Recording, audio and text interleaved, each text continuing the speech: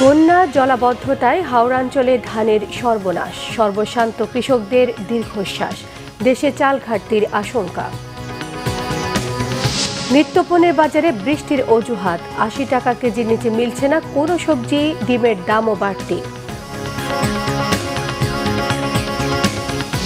পশ্চিমবঙ্গে মুখ্যমন্ত্রী নির্বাচনে বিকেলে অমিত শাহর গুরুত্বপূর্ণ বৈঠক, ওপারের অস্থিরতায় চাঁপাইনবাবগঞ্জ সীমান্তে বিজিবির টহল জোরদার। দেখছিলেন ক্রাউন সিমেন্ট সংবাদ শিরোনাম, এবারে বিস্তারিত। সারা বছরের ধান উৎপাদনের অর্ধেকেরও বেশি আসে বড় মৌসুমে, আর এক ফসলে হাওড়াঞ্চলেই ফসলহানি। এর প্রভাব কৃষক কিংবা খাদ্য নিরাপত্তা প্রশ্ন উভয় ক্ষেত্রেই বেশ গভীর, বলছেন কৃষি অর্থনীতিবিদরা। তাদের ধারণা, এবার মোট চাহিদার 10% ধানে ঘাটতি হতে পারে। তাই ঘাটতি মেটাতে চাল আমদানিতে বাজেটে বাড়তি বরাদ্দের তাগিদ দিয়েছেন বিশ্লেষকরা। রিপোর্ট করছেন গোলাম মইনুল হাসান। বড় মৌসুমের মোট উৎপাদনের প্রায় 20% আসে হাওড় অঞ্চল থেকে। জলবায়ু পরিবর্তন সঠিক পরিকল্পনার অভাবে প্রায় প্রতি বছর বন্যায় ডুবছে হাওড় অঞ্চলের 7 জেলা। এতে কৃষকের নিঃশ্বাস ভারী হবার সাথে ঝুঁকিতে পড়ছে দেশের খাদ্য নিরাপত্তাও। হাওরের প্রায় 20 থেকে 25% জমি পানির তলে তলিয়ে গেছে এবং এটা ব্যাপক ক্ষতি হয়েছে। বোরো ফসল বাংলাদেশে যত ধান উৎপাদন হয় তার প্রায় 54% চাল সরবরাহ করে বোরো থেকে, এবং এইটা যখন ক্ষতিগ্রস্ত হয় তখন ব্যাপক ক্ষতি হয় এবং তাতে করে আমাদের খাদ্য নিরাপত্তা বিঘ্নিত হয়, আমাদেরকে আমদানি নির্ভরতা বেড়ে যায়। ওই অঞ্চলে কিন্তু এই একটি ফসলই আসলে হয়, বাকি সময়টা তো পানির নিচে থাকে, তাদের ওখানে আমনটা হয় না। ফলে ওই অঞ্চলের মানুষরা এমনিই কিন্তু একটু আমাদের ভালনারেবল জনগোষ্ঠী এবং এখানে দারিদ্র্যের হারও বেশ অনেক।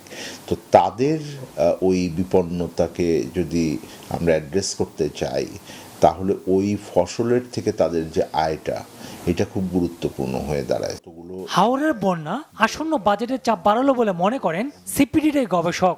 বাজেটটা জুন মাসে দিতে যাবেন অর্থমন্ত্রী, তখন এই হিসাবকে যুক্ত করে বাজেটটা যদি না দেওয়া হয় তাহলে পরবর্তীতে বাজেট বাস্তবায়নের দিকে গিয়ে কিন্তু সরকারকে আবার একটা বিপদের ভিতরে পড়তে হবে। সুতরাং সেইটা একটা গুরুত্বপূর্ণ বিষয়।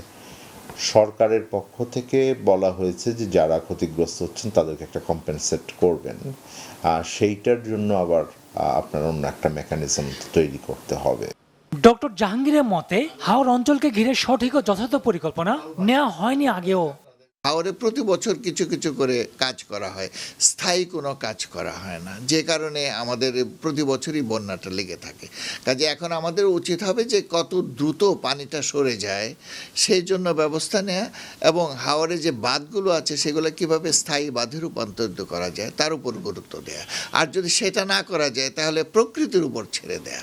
কিন্তু কিছু কিছু কাজ করা আর কিছু কিছু করা যায় না, এটার উপর ভিত্তি করে প্রতি বছর খরচ হয়, টাকা খরচ হয়, কিন্তু কাজের কাজ কিছুই হয় না। হাওড় অঞ্চলে ফসলহানি রোধ করা গেলে দেশের খাদ্য নিরাপত্তা আরো শক্তিশালী হতো বলে মনে করেন কৃষি অর্থনীতিবিদরা। গোলাম মইনুল হাসান, বাংলা ভিশন, ঢাকা। রাজধানী পাইকারি এবং খুচরা বাজারে বেড়েছে প্রায় সব সবজির দাম। সবজি প্রতি বেড়েছে 20 থেকে 30 টাকা পর্যন্ত। ঢেঁড়স ছাড়া বাজারে প্রায় সব সবজির কেজি 80 থেকে 100 টাকা। কারওয়ান বাজারে আকার ভেদে প্রতি পিস লাউ বিক্রি হচ্ছে 100 থেকে 120 টাকায়। প্রতি কেজি কাঁচামরিচ বিক্রি হচ্ছে 90 থেকে 120 টাকার মধ্যে। আকার ভেদে করলা 90 থেকে 130 টাকা, পটল বিক্রি হচ্ছে 100 থেকে 120 টাকায়। এদিকে বেড়েছে ব্রয়লার মুরগির দাম। গরুর মাংস 730 থেকে 800 টাকা, রুই 450 থেকে 500 টাকা, শোল মাছ 750 থেকে 800। তবে স্বস্তি রয়েছে চালের বাজারে। মাসের ব্যবধানে কেজিতে 8 টাকা কমে 28 জাতের মোটা চাল বিক্রি হচ্ছে 48 টাকা কেজিতে। বাজারে চালের সরবরাহ পর্যাপ্ত রয়েছে। পশ্চিমবঙ্গে নতুন মুখ্যমন্ত্রী নির্বাচনে আজ দলীয় বিধায়কদের সঙ্গে বৈঠক করবেন বিজেপির শীর্ষ নেতা অমিত শাহ। নতুন রাজ্য সরকারের শপথ কাল। এদিকে নতুন বিধায়কদের নিয়ে সদল বলে পদত্যাগের হুমকি দিয়েছেন তামিলনাড়ু বিধানসভা নির্বাচনে সর্বাধিক আসনে জয়ী থালাপতি বিজয়। রাজ্যের নতুন মুখ্যমন্ত্রীর বিষয়ে সিদ্ধান্ত নিতে অমিত শাহর বৃহস্পতিবারই পশ্চিমবঙ্গ যাবার কথা থাকলেও তা পেছানোয় পরিষদীয় দলের বৈঠকটি হবে আজ বিকেলে। স্থানীয় সময় বিকেল 3টা থেকে 5টা পর্যন্ত বিশ্ব বাংলা কনভেনশন সেন্টারে বৈঠক করবেন নবনির্বাচিত 207 জন বিধায়কদের সঙ্গে। বৈঠকেই নির্ধারিত হবে নতুন মুখ্যমন্ত্রীর নাম। এর দৌড়ে এগিয়ে আছেন শুভেন্দু অধিকারী। সন্ধ্যায় দলের নতুন বিধায়কদের নিয়ে রাজ্যপালের কাছে গিয়ে সরকার গঠনের আর্জি জানাবেন হবু মুখ্যমন্ত্রী। কাল শনিবার সকালে ব্রিগেড প্যারেড গ্রাউন্ডে শপথ নেবেন নয়া মুখ্যমন্ত্রী সহ নতুন বিধায়করা। এদিকে তামিলনাড়ুর বিধানসভা নির্বাচনে থালাপতি বিজয়ের দল টিভিকে সর্বোচ্চ 108টি আসনে জয় পেলেও সরকার গঠনে ন্যূনতম 118টি আসন অর্জিত না হওয়ায় নতুন সরকারি শপথ নিয়ে জটিলতা তৈরি হয়েছে। জোট সরকার গঠনের চেষ্টা করছে ডিএমকে এবং এডিএমকে। সদ্য সমাপ্ত নির্বাচনে ডিএমকে 59টি, শরিক এডিএমকে 52টি, কংগ্রেস 5টি আর বিজেপি 1টি আসনে জয় পেয়েছে। এছাড়া অবশিষ্ট 6টি দল জয় পেয়েছে 10টি আসনে। রূপালী পর্দা ছেড়ে রাজনীতিতে এসে বাজিমাত করা থালাপতিকে ঠেকাতে ষড়যন্ত্রের অভিযোগ উঠেছে গভর্নর আরভি আর্লেকারের বিরুদ্ধে। ভারতের পশ্চিমবঙ্গ বিধানসভা নির্বাচনের পর সৃষ্ট পরিস্থিতিকে সামনে রেখে বাংলাদেশ সীমান্তে নজরদারি জোরদার করা হয়েছে। চাঁপাইনবাবগঞ্জের 140 কিলোমিটার সীমান্তে সতর্ক অবস্থানে রয়েছে বিজিবি। এলাকা জুড়ে অবৈধ পুশিন ঠেকাতে এবং বিশৃঙ্খলা রোধে অতিরিক্ত বিজিবি সদস্য মোতায়েনের পাশাপাশি গোয়েন্দা নজরদারিও বাড়ানো হয়েছে। বিষয়টি নিশ্চিত করেছেন সংশ্লিষ্ট বিজিবি ব্যাটালিয়ন অধিনায়কেরা। সীমান্তে যৌথভাবে পাহারা এবং টহল জোরদার করা হয়েছে। স্থানীয় বাসিন্দাদেরও সতর্ক থাকার পরামর্শ দেওয়া হয়েছে। জরুরি কাজ ছাড়া শূন্য রেখায় সীমিত করা হয়েছে চলাচল। ইমিগ্রেশনেও কঠোর নিরাপত্তা বলয় গড়ে তোলা হয়েছে। ব্যবসায়ীদের সুবিধা হলে বই ছাপা এবং বিক্রিকে শিল্প হিসেবে স্বীকৃতি দিতে কোনো বাধা নেই বলেছেন শিক্ষামন্ত্রী ডক্টর আ.ন.ম এহসানুল হক মিলন। বই ছাপানোর কাজ সময়মতো সম্পন্ন করার আহ্বান জানিয়েছেন তিনি। পুস্তক প্রকাশক এবং বিক্রেতা সমিতির বার্ষিক সভায় তিনি এসব কথা বলেন। এই সময় প্রকাশনা ব্যবসায়ীদের সব ধরনের সহযোগিতার আশ্বাস দিয়েছেন মুক্তিযুদ্ধ বিষয়ক প্রতিমন্ত্রী ইশরাক হোসেন। রিপোর্ট করছেন আরিফিন শাওন। রাজধানীর বাংলা একাডেমিতে পুস্তক প্রকাশক ও বিক্রেতা সমিতির বার্ষিক সভা হয়েছে। সরকারের মন্ত্রী প্রতিমন্ত্রীও উপস্থিত ছিলেন সেখানে। ব্যবসায়ীদের সুবিধার কথা চিন্তা করে পুস্তক প্রকাশক ও বিক্রিকে শিল্প হিসাবে স্বীকৃতি দিতে সরকার বা মন্ত্রণালয়ের কোনো বাধা নেই বলে জানান শিক্ষামন্ত্রী এহসানুল হক মিলন। এই পুস্তক প্রকাশক কিভাবে শিল্প হবে সেটা নিয়ে শাহ আলম সাহেব কথা বললেন, আমি নাইবা বললাম। তবে আমি তো জানি চলচ্চিত্র যারা করে ফিল্ম ইন্ডাস্ট্রি তো বলে নাকি, তো এটা ইন্ডাস্ট্রিয়ালাইজেশন হলে আপনাদের বেনিফিট হবে, এটা সত্য। সেই ব্যাপারে উনিও বলেছেন আপনারা দেখবেন, এবং এটা বিএনপি সরকার, আপনাদের সুবিধা হলে এটাকে কেন করা হবে না এটার কোনো কারণ আমি খুঁজে পাই না। বইয়ের মান বাড়ানোর পাশাপাশি পুস্তক প্রকাশক ও বিক্রেতাদের সুযোগ সুবিধার প্রতিশ্রুতি দেন মুক্তিযোদ্ধা বিষয়ক প্রতিমন্ত্রী ইশরাক হোসেন। আমার সর্বোচ্চ চেষ্টা করব যে বই পুস্তক এই সমিতি এবং এই ব্যবসার সাথে জড়িত যারা রয়েছেন, ব্যবসায়ীরা রয়েছেন, শ্রমিকরা রয়েছেন, তাদের ওয়েলফেয়ার, সার্বিক উন্নয়নের জন্য আমি কাজ করে যাব ইনশাল্লাহ। আগামীতে বইয়ের সাথে সংশ্লিষ্ট মন্ত্রণালয়ের নেতৃত্বে বইমেলা আয়োজনের পরিকল্পনার কথা জানান স্থানীয় সরকার পল্লী উন্নয়ন প্রতিমন্ত্রী মীর শাহে আলম। সরকারিভাবে বই যেটি ছাপায়ে 1 জানুয়ারির মধ্যে উৎসবমুখর পরিবেশে ছাত্রছাত্রীদের হাতে পৌঁছানোর কথা, এ বিষয়ে যাতে প্রকাশক এবং বিক্রেতা সমিতি গুরুত্বপূর্ণ ভূমিকা পালন করতে পারে, আপনি অবশ্যই তাদের নেতৃবৃন্দের সাথে কথা বলে তারা যাতে এই কাজের সাথে সম্পৃক্ত হয়ে সরকারকে সহায়তা করতে পারে, এবং বছরের শুরুতে শিক্ষা ব্যবস্থাটি একটু আনন্দময় যেন হয়। একই সাথে রাজধানীর পাশাপাশি উপজেলা পর্যায়েও বইমেলা আয়োজনে সরকারের সহযোগিতার কথাও জানান তিনি। আরিফিন শাওন, বাংলা ভিশন, ঢাকা। গত 24 ঘন্টায় হামে আক্রান্ত হয়ে সিলেট এবং সুনামগঞ্জে 3 শিশুর মৃত্যু হয়েছে। তাদের বয়স 5 থেকে 7 মাসের মধ্যে। এর মধ্যে সিলেট সদর উপজেলার সুরমা আঞ্জলি এলাকার 5 মাস বয়সী মাহাদি হাসান সিলেট শহীদ শামসুদ্দিন আহমেদ হাসপাতালে চিকিৎসাধীন অবস্থায় মারা গেছে। এছাড়া সুনামগঞ্জের দক্ষিণ সুয়াবগঞ্জ এলাকার 6 মাস বয়সী মুস্তাকিম এবং বিশ্বম্ভরপুর উপজেলার সুরেশনগরে 7 মাস বয়সী সন্তান Zara Sylhet MAG Osmani medical college হাসপাতালে আইসিইউতে চিকিৎসাধীন অবস্থায় মারা গেছে। স্বাস্থ্য বিভাগ জানিয়েছে, চলতি বছর সিলেট বিভাগে হামে আক্রান্ত হয়ে মৃতের সংখ্যা বেড়ে দাঁড়িয়েছে 23 জনে।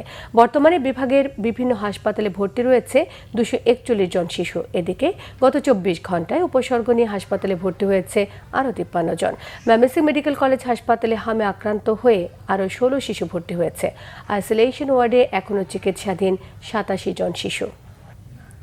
হাম আক্রান্ত হয়ে এখনো হাসপাতালে কাতরাচ্ছে অনেক শিশু। আতঙ্ক উৎকণ্ঠায় দিশেহারা বাবা মা। মহাখালীর ডিএনসিসি ডেডিকেটেড হাসপাতালে রোগী সামলাতে হিমশিম খেতে হচ্ছে চিকিৎসক এবং নার্সদের। শুধু শিশুরাই নয়, প্রাপ্তবয়স্করাও হাম আক্রান্ত হয়ে চিকিৎসা নিতে আসছেন। গর্ভবতীদের জন্য হামের সংক্রমণ অত্যন্ত ঝুঁকিপূর্ণ বলে জানিয়েছেন সংশ্লিষ্ট চিকিৎসকরা। বিস্তারিত থাকছে মহিবুল্লাহ মহিবের রিপোর্টে। রাজধানীর মহাখালী এলাকার ডিএনসিসি হাসপাতাল। এখানে হামে আক্রান্ত শিশুদের পাশাপাশি ভর্তি রয়েছেন প্রাপ্তবয়স্করাও। বেডের তুলনায় রোগীর চাপ বেশি, তাই চিকিৎসা দিতে হিমশিম খাচ্ছেন চিকিৎসক ও নার্সরা। সন্তানের হাম সংক্রমণে উদ্বেগের ছায়া বাবা মায়ের চোখে মুখে। কখন সুস্থ হয়ে বাসায় ফিরবে সেই অপেক্ষায় স্বজনরা। যে সিবিসি টেস্টটা দেয়, ঠিক আছে, ওই টেস্টের রিপোর্টটা অনেক দেরি করে দেয়, প্রায় 8 থেকে 10 দিন পর আসে। ওটা বাহির দিয়েও করানো কোনোভাবেই সম্ভব না। এইটাই সবচেয়ে দুর্ভোগের কারণ। ডাক্তার দেখানোর পরে শরীরের মধ্যে গাইয়া গামাসির মতন বের হয়েছে মতন, তখন বলছে সেই ডাক্তারে কয় আপনারা মহাকালী হাসপাতালে যান। আমার মেয়ের হাম হয়েছে, এই জন্য এখানে ভর্তি হয়েছে। আল্লাহর রহমতে এখন ভালো সুস্থ অনেক।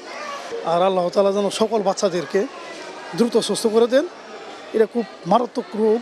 আমি খুব কষ্টের মেজে আছি, খুব কষ্ট ভোগ করতেছি 4-5 দিন 7 দিন যাবত। চিকিৎসকরা জানিয়েছেন, শুধু হাম নয়, চিকেন পক্স আক্রান্ত শিশুরাও চিকিৎসা নিতে আসছে এই হাসপাতালে। 7-8 মাসের শিশুরাই হামে বেশি আক্রান্ত হচ্ছে বলেও জানান তারা।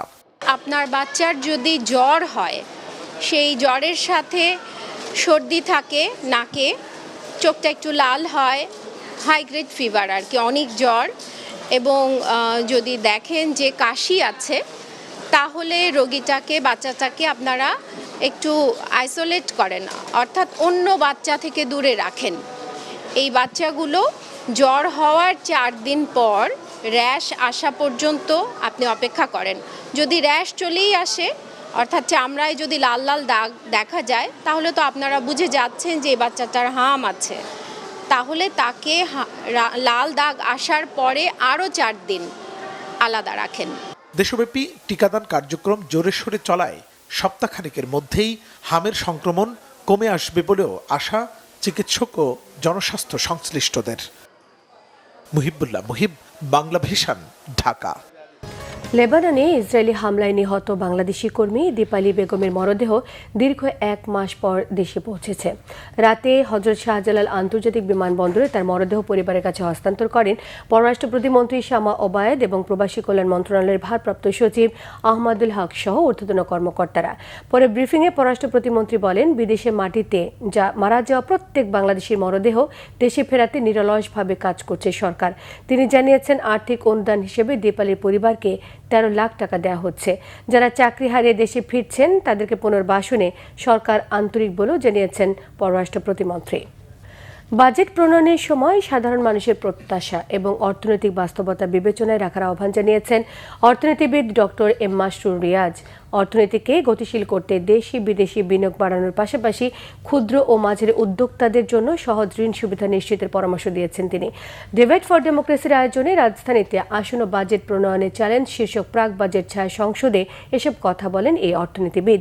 অনুষ্ঠানে সভাপতিত্ব করেন ডিবেট ফর ডেমোক্রেসির চেয়ারম্যান হাসান আহমেদ চৌধুরী কিরণ। তিনি বলেছেন, রাজনৈতিক স্থিতিশীলতা এবং সুশাসন ছাড়া বাজেটের সুফল জনগণের কাছে পৌঁছানো সম্ভব নয়।